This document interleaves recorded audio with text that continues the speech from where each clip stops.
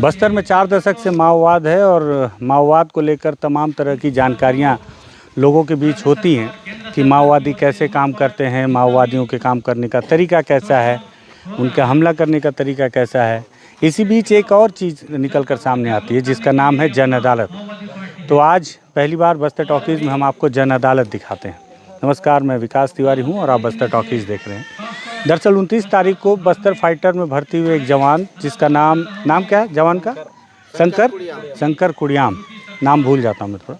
तो शंकर कुड़ियाम एक बस्तर फाइटर का जवान था जो कि भैरमगढ़ बीजापुर के उस परी की ओर आया हुआ था। उस दौरान वो जो है माओवादियों ने उसका अपहरण कर लिया।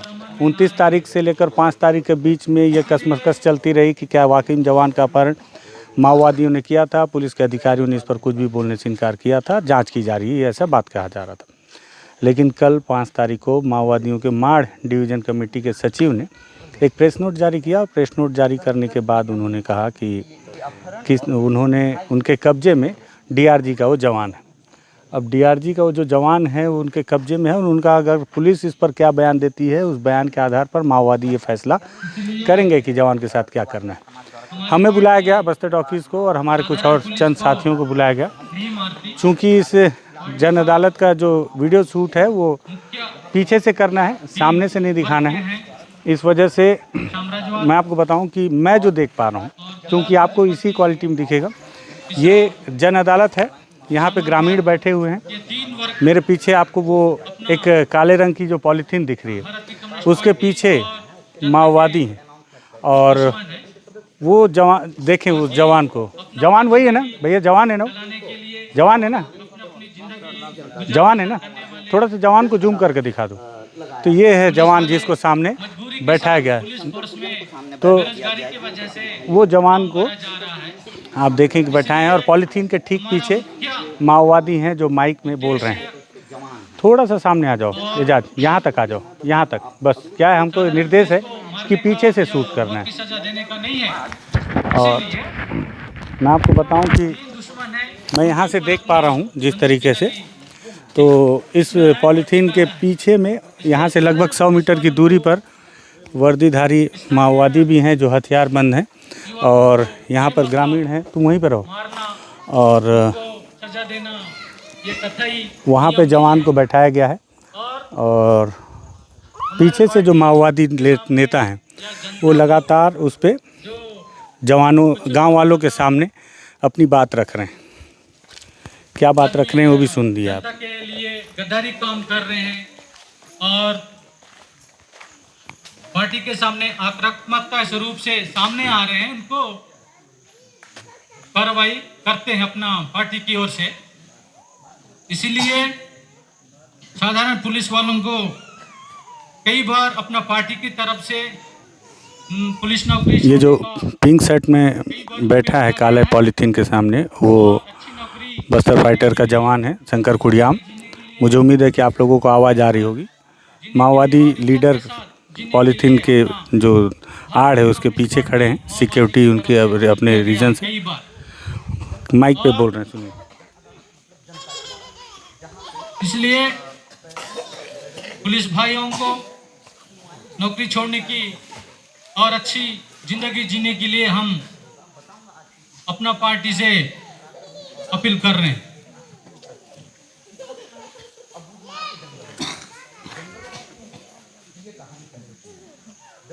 ये है। और आने वाले दिनों में विधानसभा चुनाव और 2024 में लोकसभा चुनाव होने हैं। इसमें हमारी पार्टी की ओर से शुरू से ही संसदीय चुनावों को बहिष्कार करना है, फैसला लिया गया और जनता में भी ये संदेश को पहुंचाने के लिए सोचा गया है।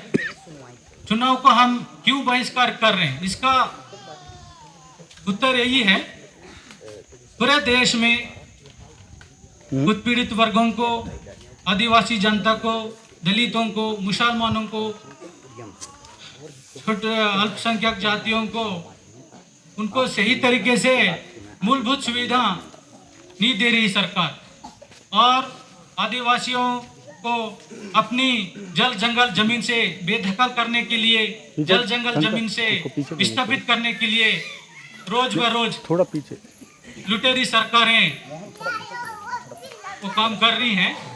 और सही तरीके से देखा जाए तो केंद्र सरकार हो, राज्य सरकार हो, जनता को मूलभूत सुविधा पहुंचाने के लिए पूरी की तरह विफल है।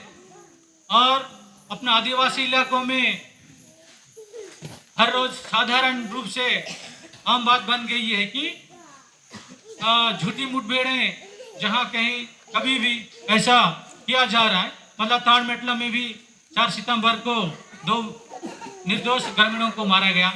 इससे पहले भी सरकिनगुड़ा हो गया है और गोमपाड़ भी हुआ, सिलगेर भी हुआ, साथ में ताड़बल्ला भी हुआ।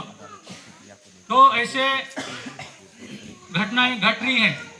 आदिवासियों को तो सुना आपने किस तरह से माओवादी नेता उस पॉलीथीन के पीछे खड़े होकर अपनी बात रख रहे हैं और सामने पिंक शर्ट में बस्तर फाइटर का जवान है। और बहुत सुखद समाचार ये है सॉरी कि बस्तर फाइटर का वो जो जवान है वो सुरक्षित है।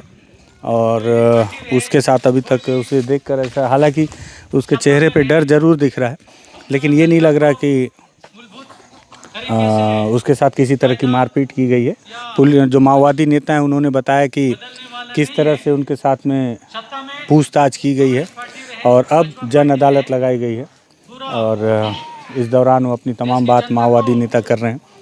सुखद समाचार, जवान सुरक्षित है। बहुत उम्मीद है मुझे कि हम इस जवान को आज यहाँ से जन अदालत से सुरक्षित ले जा पाएंगे, क्योंकि माओवादी, मुझे ऐसा लगता है कि जन अदालत में आज इतने दिनों बाद बैठाए हैं और अभी तक उन्होंने जो बात कही उसको लेकर ज़रूर जवान ने कोई बात ऐसी बताई होगी जिसको लेकर शायद अब माओवादियों के दिल में ये बात आई होगी कि जवान को सुरक्षित वापस छोड़ देना चाहिए, चेतावनी देकर। उम्मीद करूँगा कि जवान जो है वो सुरक्षित हो। लेकिन ये पहली बार ये जन अदालत है बस्तर टॉकीज। इसी तरह से जन अदालत लगाया जाता है माओवादियों का, ग्रामीणों को बैठाया जाता है, इस तरह से जवान को बैठाया जाता है। उसके संबंध में माओवादी जो है पूरे गांव वालों के सामने में बात रखते हैं और बात रखने के बाद जो है फिर ग्रामीणों से पूछते हैं कि इस जवान के साथ में क्या करना है। तब ग्रामीण जो है उसमें अपनी सहमति देते हैं कि जवान को रिहा कर दिया जाए या जवान की हत्या कर दी जाए या उसे सज़ा दी जाए। तो यहाँ पे माओवादियों के जन अदालत में 2 ही चीज़ होती है, या तो रिहाई या तो फिर सजाए मौत।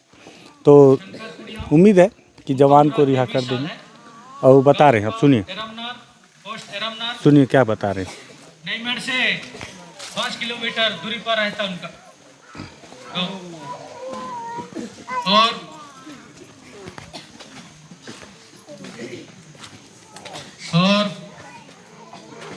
ये शंकर BA सेकेंडरी पास किया है। ये 2020 में गांव में ही शिक्षा दूत के रूप में काम करना शुरू किया। गांव में बंद पड़े स्कूल को चालू किया और 2022 में बस्तर फाइटर्स में भर्ती हो गए। अक्टूबर 1 तारीख से जगदलपुर लालबाग में प्रशिक्षण लिया। इन लोगों का बैच में 278 लोग थे। इसमें 60-65 लोग कांकेर का है, बाकी लोग बीजापुर का है। एक टीम में 30 लोग रहते हैं। लालबाग प्रशिक्षण के बाद कुछ दिन भैरमगढ़ में रखे। बाद में हैदराबाद में 2 महीना ग्राउंड्स प्रशिक्षण भी दिया गया। वहां से जून महीने में वापस आए। 15 दिन का छुट्टी के बाद बीजापुर में ड्यूटी लगाया। अभी आसपास का गश्ती, VIP ड्यूटी बीजापुर में, रात पेट्रोलिंग जैसा ड्यूटी दे रहे हैं। बीच में 1 हफ्ता के लिए कुटरू लगाया। इंद्रावती के बोड़गा गांव की लड़की सुनीला भैरमगढ़ में रहते हुए 12वीं की पढ़ाई की। शंकर का बहन रीता, सुनीला साथ में पढ़ रही थी। रीता के साथ घर में आना जाना की। ऐसा शंकर के साथ सुनीला प्यार मोहब्बत के चक्कर में परिचय होगी। कोरोना के समय ऑनलाइन पढ़ाई में सुनीला को शंकर ने मदद किया। दोनों के बीच में प्यार हो गया। सुनीला भी शिक्षा जूथ में लग गई और ताड़बल्ला में ड्यूटी करने लगे। एरमनार से शंकर के अलावा और 3 जन बस्तर फाइटर में गए। रामू कोरसा नंबर 161 है, दूसरा राजेश कुड़ियामी, तीसरा अनिल कुड़ियामी है। बगल का पारा पापनपाल में मनीष और मनोज है और ताकिलोड़ का मनोज काटा भी बस्तर फाइटर्स में भर्ती हुए। अभी नेशनल रनर में है, अभी ड्यूटी नहीं है, स्पोर्ट्स के लिए गया। बीजापुर कुंजाम डीएसपी स्तर का अधिकारी बस्तर फाइटर्स का इंचार्ज के रूप में काम कर रहा है और सुनीला को शंकर के बारे में पूरा जानकारी है। पुलिस नौकरी छोड़कर दूसरा काम करने के लिए बता रही है। सुनीला बीजापुर रूम में गई। सितंबर महीने में जब भूपेश बघेल बीजापुर आए थे, उस समय शिक्षा दूतों के समस्याओं के बारे में मुख्यमंत्री से भी मिलने गई। बाकी गुरुजी लोगों ने बुलाई। उस समय शंकर को बीजापुर एसपी ऑफिस में हेलीपैड का सुरक्षा ड्यूटी लगाई। शंकर से मिलने और उनको खाना देने के लिए सुनीला एसपी ऑफिस में गई। सुनीला का भाई सुखराम गांव में स्थानीय में काम कर रहा है। इनका बीमारी का इलाज के लिए सुनीला ने सुखराम को शंकर के घर ले गई। बता रहे कि मैं शंकर गुरुजी काम ही कर रहा हूँ करके बता रहा है। और शंकर लालबाग प्रशिक्षण में जाने से पहले एक बार बोड़गा में सुनीला से मिलने आए। शंकर का भाई भी एक बार आए। सुनीला को ले जाने व छोड़ने के लिए पिछले 2 साल से शंकर नदी तक आना जाना कर रहा है। 1 महीना पहले एक बार हमारे मिलिशिया के लोग इनको पकड़ कर लाया गया और गुरुजी काम करने वालों को अब पुलिस बता रहा है, ऐसा सुनीला झगड़ा करके उनको छुड़वा कर ले आए। छोड़ने के बाद भी इनका आना जाना जारी है। शायद अगस्त और सितंबर में शंकर फुटरू ड्यूटी में रहते समय एक दिन सुनीला की तबीयत खराब होने की खबर सुनकर शंकर ने वहां बिना बताए रात को भागकर भैरमगढ़ आए। पुलिस अधिकारी लोग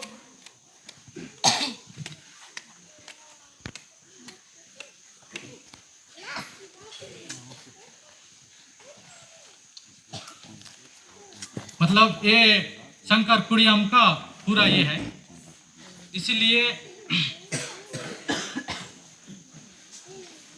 ये शंकर कुड़ियाम का रिपोर्ट और उसमें शंकर ये बोल रहे कि अभी नौकरी छोड़ दूंगा, बता रहा है। जाने के बाद क्या करते पता नहीं, इसलिए शंकर अभी हमारे पास है। और गोंडी में भी बता रहा हूँ। तो अभी तक माओवादी लीडर ने हिंदी में सारी बातें रखी और अब यहाँ के ग्रामीणों को हिंदी नहीं आती तो गोंडी में बातचीत करेंगे। लेकिन इतनी देर की जो बातचीत है उसमें उन्होंने एक बात का जिक्र किया कि जो जवान है डीआरजी बस्तर फाइटर का, उसने अपनी बातचीत में कहा है कि यहाँ से वापस जब उसे अगर सुरक्षित छोड़ दिया जाएगा तो वो वापस लौटने के बाद नौकरी छोड़ देगा।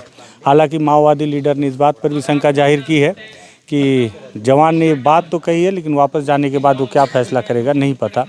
सारी डिटेल उन्होंने एकत्रित कर रखी है जवान की और ये है जन अदालत। अब पता चलेगा कुछ देर बाद कि जवान के साथ क्या किया जाएगा। लेकिन मुझे उम्मीद है, हम कोशिश भी करेंगे कि हम भी निवेदन करेंगे माओवादी संगठन से कि एक बार उस जवान को रिहा कर दिया जाए, क्योंकि उसे निहत्था पकड़ा गया है, युद्ध के मैदान में नहीं पकड़ा गया है। तो अगर माओवादी लीडर उसे छोड़ दें तो बेहद ज़्यादा सुखद समाचार होगा और हमारी मेहनत भी सफल मानी जाएगी। बस्तर में पहली बार माओवादियों के इस जन अदालत को अगर आप देखें और लगे कि वाकई में जन अदालत ऐसी होती है माओवादियों की, तो इस वीडियो को शेयर कीजिएगा, बस्तर टॉकीज को सब्सक्राइब कीजिएगा। धन्यवाद।